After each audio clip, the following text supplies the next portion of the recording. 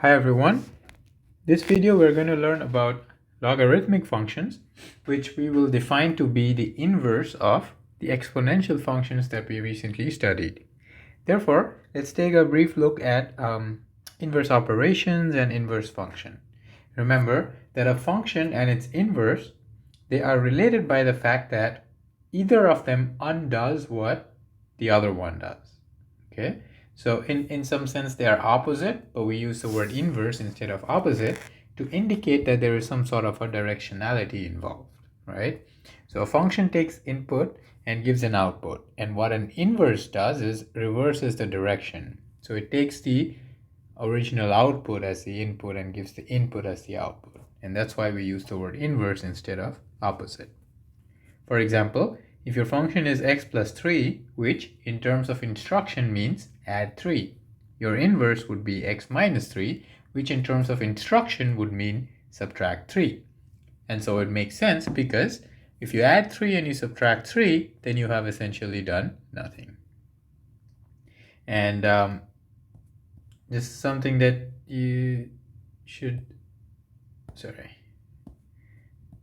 just so you're reminded, is that these are inverse because if you compose f with f inverse, right, you get f of x minus 3, which becomes x minus 3 plus 3, which is back to x. And if you compose f with f inverse, then this is f inverse of x plus 3, which becomes x plus 3 minus 3, which is back to x. And so on. The next one is 7x. And its inverse function would be 7 over x over 7. So instructionally, what this function is doing is, it takes your input and it multiplies it by 7. So the inverse should divide it by 7 in order to undo it. Root x, the inverse for square rooting would be squaring. So that becomes x, root of x becomes x squared.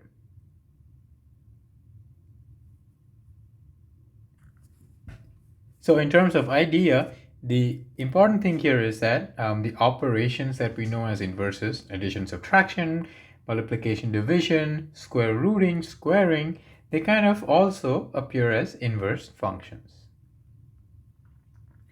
Now, one of the functions that we recently studied is the exponential function, which we have seen is an important function because it appears in a lot of natural settings.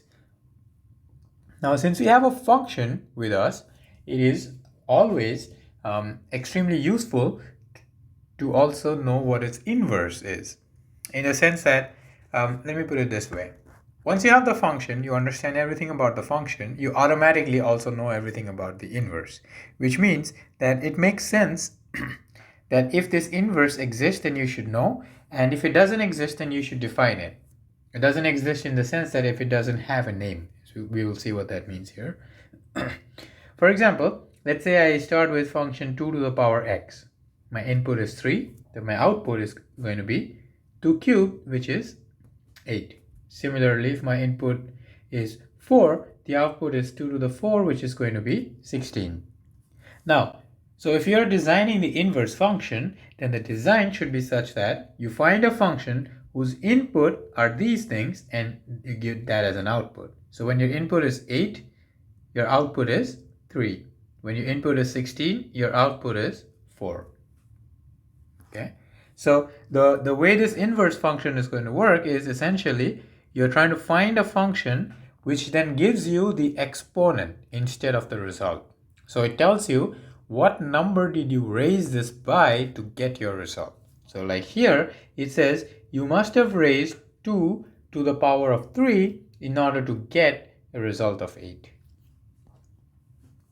So as it stands right now, there is no function that we know of which does this. So we just define a function. We define this function and we call this function logarithm or logs. So how does that work? The format to write this is log. So in exponential, we already used a superscript, right? So it makes sense that if we are talking about inverse, then in a way, an inverse of superscripting would be subscripting. So there's some subscript involved. So this is read as log base a of x. So that's the language, which naturally means that this number is called the base of the log function. And we are going to think of this base exactly like the base of an exponential function. Because an exponential function is always a number raised to power x, and that number is the base. In the same case, the logarithm, that is going to be the base. Okay, so that's how we read this, log base a of x. Now, so we can write the same information right over here. For example, if you go up here, a function having an input 3 and an output 8, or the inverse having an input 8 and output 3. Those are essentially the same amount of information or the same information, right? So let's see how we can rewrite all of that information and interchangeably in log form and exponential form. So exponential form is going to be 10 to the power 5 is 1, 2, 3, 4, 5 zeros. And in log, we're going to say log base 10, right? So the base is the same of this big number, 3, 4, 5 is going to be 5. So as you can see, here the input was 5 and this is the output. Here the input is this and 5 is the output.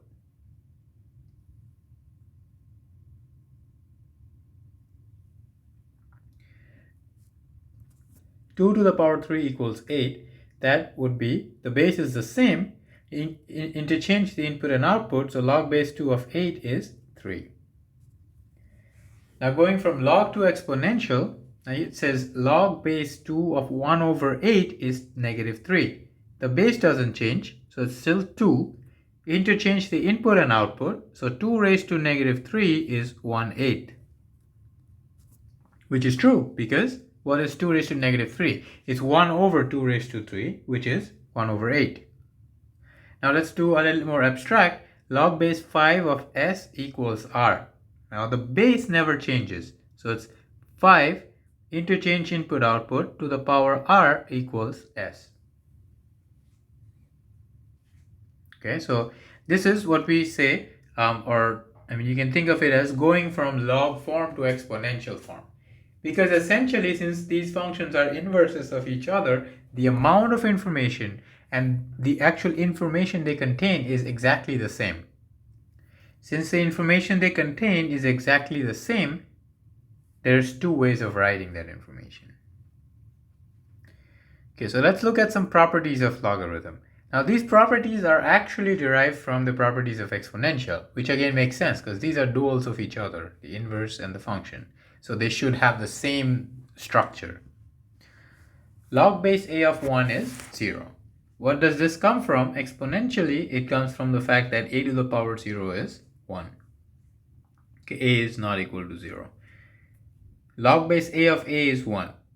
This comes from the fact that a to the power 1 is always a. A number raised to power 1 is just itself. This is slightly different. Log base a to the power x equals x, right? Now if you think of this, this is just saying that a to the power x equals a to the power x. There is nothing special going on here, right? So here what we are using that f inverse of f of x is x, right? So if f of x is a to the power x, then f inverse is log base a, you get back x. And this is basically saying f of f inverse of x is always x, because these are inverses of each other. So a to the power of the log function gives you back x. So these four are extremely important properties of logarithms.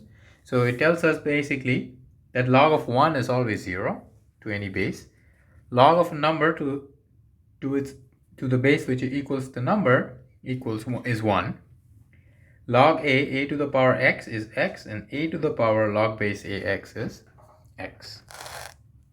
Now if you in case don't remember these properties, or you don't really have to remember them, as long as you know they can be derived from exponential properties, right? So because so what I wanted to say was, because you know how to go from log form to exponential and exponential to log, these properties, you can just go from properties of exponential to log. Okay, so those are the properties of logarithm. I'm going to end this video here. Next video we look at plotting, which we know we can find because we have the graph of exponential functions, which we can use to derive the graph of logarithmic functions. So that's going to be the next video, and in subsequent videos we do some examples. Okay, that's it for this video.